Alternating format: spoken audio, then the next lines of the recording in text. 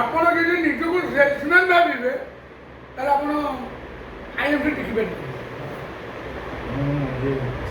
ଆପଣ ନିଜକୁ ଭାବନ୍ତୁ ମୁଁ ରେକମେଣ୍ଡ କରୁଛି, ଡକ୍ଟର ଲେଖୁଛି ରେକମେଣ୍ଡ, ଆପଣ ସେଇଆ ଭାବନ୍ତୁ ରେକମେଣ୍ଡ ମୁଁ କରୁଛି, ଏକୁ ଖା ସୁସ୍ଥ ରହିବ।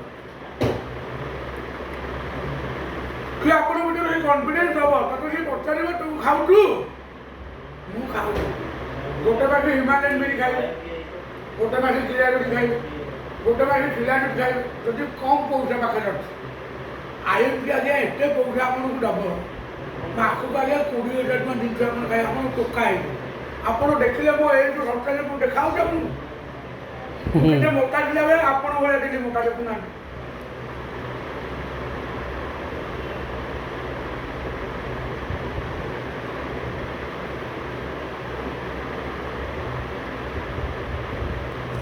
ମୋର ପେଟଟା